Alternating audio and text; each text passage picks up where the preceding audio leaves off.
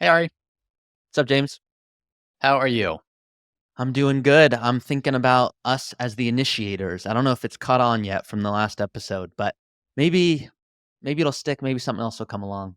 We'll find out in the YouTube comments. Let us know if you have no idea what we're talking about. Listen to the last episode. We just started this new podcast. Don't have a name for it. Ari has the early retirement podcast. I have the ready for retirement podcast. This episode is going to be pushed to both of those and also live on the James Canal YouTube channel. Okay, so what should we call this? So if you're totally confused about what we're talking about, listen to last week's episode. What do we have going on this week? Today we've got a fun one. So I hear often, I know you do as well, James, of hey, should I just work one more year? Oh, maybe one more bonus, 2 more years, 3 million bucks, then I'm finally gonna retire. And we'll call that goalpost planning. We're gonna explain what that means in a second. But these comments, everything we discuss on this show, whether you're watching on YouTube or listening on the podcast apps, these are coming from you. So you can see here, this comment was left from Woods Parker 7902. And he says, Ari, teachers may have a strong desire to retire early because of the stressful environment they work in. Now, only teachers, this is a real stat, James, only teachers are stressed in their job. No, everyone's stressed. So this could be applying to you if you're a teacher, engineer, what have you. Even if it means sacrificing some of the finer things in life, let's call it a first class ticket over coach, I would predict one more year of work may not be worth the trade to fly first class if it means an early classroom exit. So my question is very simple to you, James. Have you ever flown first class? I have one time in my life, and it was great. Did it feel weird? It did feel a little weird, and it was a compromise. What was the compromise? It was, gosh, I hope I'm not throwing my wife under the bus. I don't think I am. I'm gonna do. Sorry, Ashlyn, if I am. We were flying to Mexico to go to Cabo, and we are staying practically for free because some friends had a nice, like a place there that was open, and we said yes. She just didn't feel super comfortable. There's some stuff that had happened in Mexico with some, like, friend she was just like, "I don't feel comfortable doing that." And it's like, "Well, we'll fly from San Diego directly to the airport there, and we'll do it first class because 'cause we're staying for free," as opposed to, like, what a lot of people in San Diego will do is drive down to the border, walk across, and then fly from Tijuana to Cabo because it's super cheap and it's really easy and all that stuff. So that was the instance, and it was fun. It was cool. The meal, the flight, it was, a good experience, but I would say no, it didn't feel weird even though it's the only time we've done it. I have an interesting thought on that because your gut right there, right when I asked you, you were like, no, it didn't feel weird. It was cool. And if you had grown up only flying first class, you would have been like, I imagine, like, well, what is life without first class? And then I think of other people, just like the person maybe leaving this comment right now, Woods, who's going, look, sure, first class is nice, but I'd rather retire 2 years earlier. If that means I don't get to fly first class, I don't care. That's more important to me. Do you find many people that you either speak to or read comments about struggle with this? Should I work one more year or 2 more years? How do I think about trade-offs with spending? Or is it just, no, it's easy? Yeah, there's two main principles or things that I wanna pull out of this. The first is, trying to think of a good example. Maybe in college, like, okay, you have an exam you need to study for, and you really don't like this class, you don't wanna study. What do? You clean your entire room that hasn't been cleaned the entire semester. You do it like or you have a project at home, you really need to do it, but, like, what do? You do anything else besides that. Like, when it's this procrastination, like, what can I find to do to avoid doing the hard thing? That's the same thing that's happening a lot of times here. Someone knows they can retire, but the hard thing is, who do I actually wanna be when I retire? What am I gonna do? How am I gonna find meaning and purpose? That's a really hard question that requires some really deep thought and introspection. So instead, we clean our room. We do all the dishes. We do all that stuff. Now, it's not actually clean the room. It's we say we're gonna wait for another bonus. We're gonna run another financial projection. We're gonna do another tax optimization thing. And it's just that same thing of these are forms of procrastination.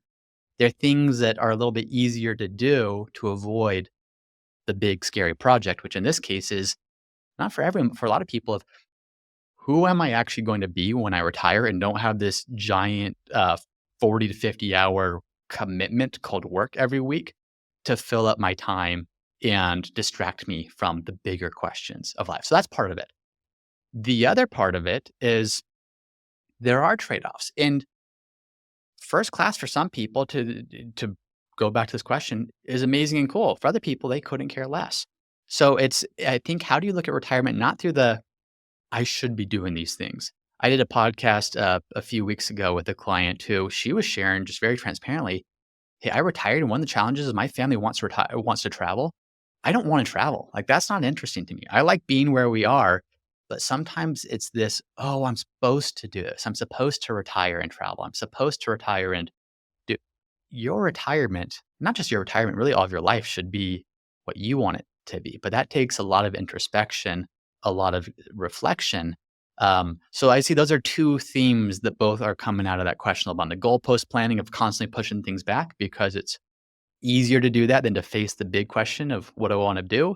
And the other side of, okay, what are the trade offs involved here? And how do I create my ideal retirement, not my neighbor's ideal retirement? Perfectly said. The neighbor's ideal retirement, that's just plain old head trash. It's like when you see an article online that says you need 1,000,000 to retire or 2,000,000 or 5,000,000. You don't. They're all wrong. And some people say, Ari, you're just saying that, or James, you're just saying that to make me feel good. It's like, no, we're not. You need to replace your income in retirement. That's what you need to do. So I want you all for a second, if you don't mind, and yes, we ask you to do this, ask yourself and be honest. Have you ever said, I'm going to wait 3 more months, 6 more months, 1 more year? My spouse is going to wait until that one boss finally quits. Then I'm going to retire. If that's you, please be honest. Let us know in the comments. Or you can tell, hey, Ari, James, you guys are totally nuts. I never deal with this at all. And we won't make another episode like this ever again. But we'll get to see if there's lots of comments or not.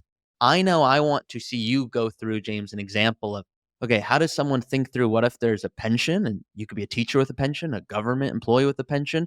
How does that factor into Social Security, to a portfolio? You cool to walk through an example? Let's do it.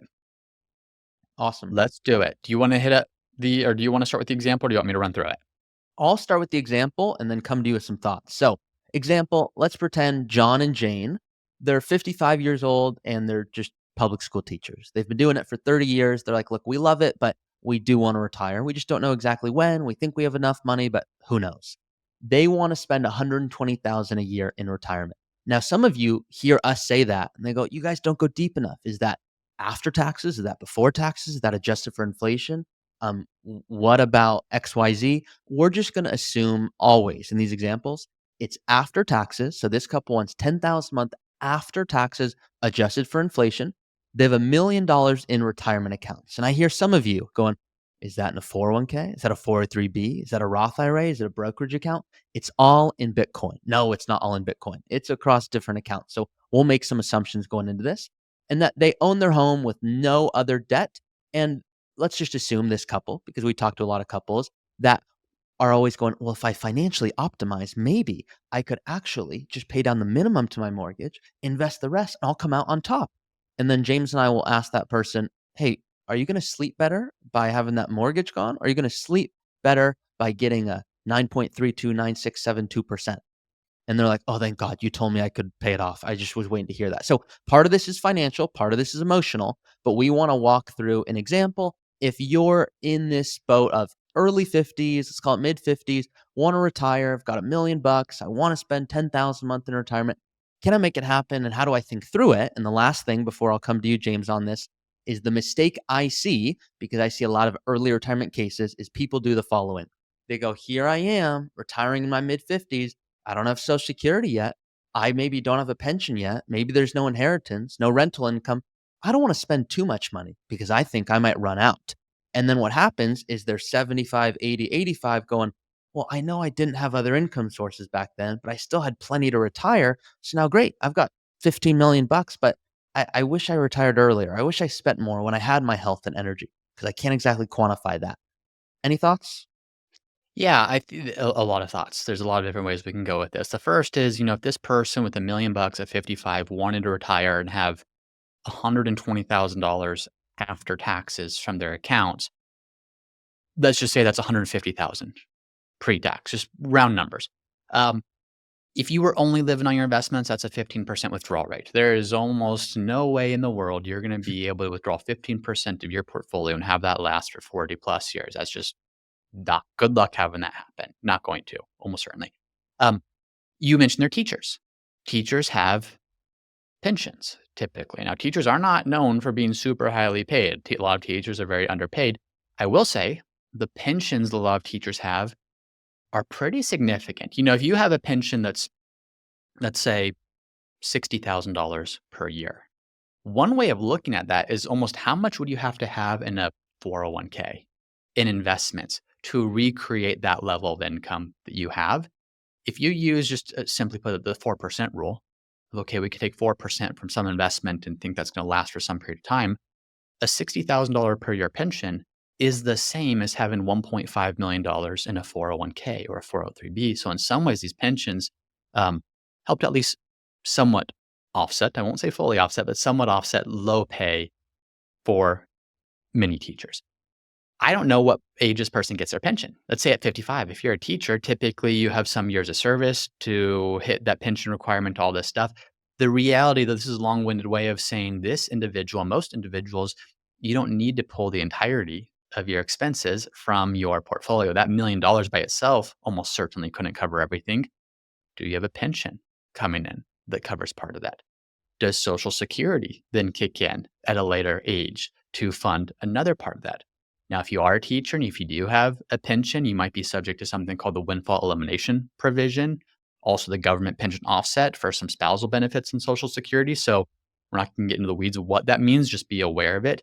But my initial thoughts are no, this person could not retire just on the portfolio that they have. But that's why it's so important to look at the big picture. Retirement is about cash flow. Retirement is about understanding what are all of your income sources, your portfolio being one, but then also potentially pension, then also potentially Social Security. And the other thing I'll say to this on the cash flow side is that's income. The other is expenses. Well, 120,000 is their starting expenses. Some people look at that and that's it. Other people maybe look a little bit more detailed. Now I know this couple doesn't have a mortgage in this hypothetical, but what if they did have a $3,000 per month mortgage and it was going to be paid off in 3 years? Well, you look at it and say, okay, you have 120,000 of expenses the first 3 years, but that's going to drop down to 7,000 per month, at least when the principal and interest portion of your mortgage is paid off. And so that's one of the challenges of retirement planning is on the financial side, at least, income and expenses aren't always consistent. And then what you have to be able to do is have a real clear sense of the financial side so you can come back to the trade-off side of what this person's talking about of, do I work one more year to get more pension, to get more savings, to get more income? Or do I retire today and start doing the things that I want to do? And that's where you have to marry the financial side of things with the what do you want your life to look like side of things and find that thing that meets in the middle. Can I pretend to be your client? Of course. Okay. So, James, I feel like you're just not hearing me. I have $1 million saved for retirement. I know I'm in my mid 50s and all that, but look, I have $1 million and that's a lot of money. You're going on about withdrawal this and withdrawal that. I want to retire, but I'm probably not going to do nothing. I mean, look, I've been with my spouse. I haven't really seen him for 30 years because I've been working, but apparently I still have a spouse. It says that on the document somewhere. So because of that, I'm probably gonna do some part-time income. I mean, I don't know exactly how much, and what if I hate it? Then, like, I don't wanna have to do it. But does that change my retirement? Sure does. Ari, tell me about this part-time work. What would you find satisfaction doing that still might bring income in? Well, there's a few different things. I've been teaching for 30 years. I'm thinking about maybe doing a little bit less teaching with some of the kids that, let's just say, cause a little bit more havoc, okay? It's not a nice way of putting that, but I think I want to do a little bit maybe some smaller classroom things. I'm just gonna guess it brings in 30,000 bucks a year, and if I like doing it, maybe I do it for 10 years. 10 years. Okay. What about your spouse? Do you see your spouse doing the same thing? Oh, yeah, I'm married. Sorry, I forgot. Yeah, I'm still married. So my spouse, I have one of those. Yeah. My spouse, I think they're probably not gonna wanna be with me as well since, it's been a long time. But look, maybe we redate each other. Like, it's been a long time since we've had a first date. But let's assume we go on that first date and you go, "Yeah, you're right. Let's get part-time jobs." Well, to be honest, they don't wanna travel. My spouse doesn't wanna travel as much as I wanna travel, so I might bring in $30,000 a year, but they might work more than me because I still wanna travel. I've been working with these kids, causing me havoc, and so because of that, and just so all of you know listening to this, my fiancé is a teacher, okay? So I have a soft spot for the teachers out there. So you can give me stick still if you'd like to, but my spouse probably gonna bring in 40,000 a year. I'll probably bring in 30, maybe next 10 years or so. Well, let's do this. Ari, we've been working together for a long time now, and I do notice that your attitude by the end of the school year, you're pretty beat down, you're pretty discouraged. It's been a long year. You're ready for summertime and to take those trips. I also notice when August comes around and it's time for school to start up again, you've got a little bit more pep in your step. You're a little less discouraged about things. You're excited because you do love kids. You do love teaching. Here's one thing I noticed. I was reviewing your benefit statement. You've got about 12 weeks of PTO that you've saved up to this point. When you're working, you're giving it your all. Why don't we consider something like this? How about over the next 12 months, I'm going to task you with using all of that. Burn all of that up, okay? That gives you some time to see, do you really want to transition out of this? Or do you just need a little bit of a call to sabbatical? So let's not make any major decisions here, but what if you use all 12 weeks of your PTO? And if you don't fully love it, if you're not fully re-energized after taking the trips you want to take, then let's consider going to part-time work. How does that sound to you to start? Oh, you're stressing me out. I think I should maybe speak to my parents during that time because I haven't talked to them about money in a long time. But I think that's a good idea because here you're right. Some people, James, I'm only 5'4" apparently, but you're right. Sometimes in August, I'm going back to school. Some people think I'm 5'6" at that time because I just got a little spring in my step. And so I think it's a good idea. I think I start with the PTO. Now let's fast forward 3 months. I go, James, turns out I miss my spouse and I haven't got to see them. I was about to go just in my brain plan in my financial strategy for 30,000 a year the next 10 years. I don't want to do that. No way. I'm spending time with my spouse. Now they're still going to do something, bring in 10, 20,000 a year, but this experiment that you just told me about, this just shifted my whole retirement. Well, that's great. And that's just so if you keep working, if this re-energizes you, obviously you still have income. You can keep accruing pension benefits. You can keep growing your portfolio. You have no problem with your retirement then. On the flip side, if it doesn't, even working part-time, Ari, let's assume that between you and your spouse, you're bringing in $50,000 to $60,000 per year. That's half of what you need to cover, which means that the difference, maybe you have a pension of 50,000 per year combined that kicks in from your school. You're almost at 100% of where you previously were between your pension and between part-time work. Now, your portfolio needs to support much less to still cover all of your needs. So really what we want to work towards is how do we start with set the money aside? What's most important to you? It sounds like it's your relationship with your spouse, it's travel, it's the ability to live now and not be so stressed out with what you're doing.